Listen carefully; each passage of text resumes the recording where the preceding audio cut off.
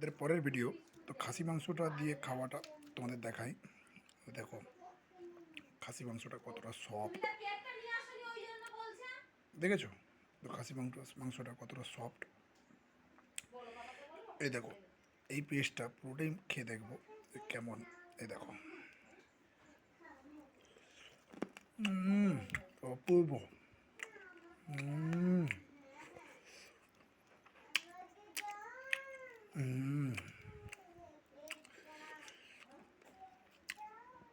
এটা হচ্ছে চর্বির দিক।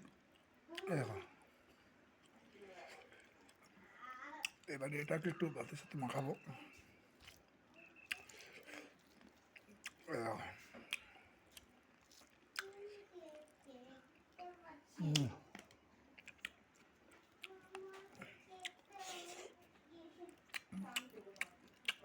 অপূর্ব।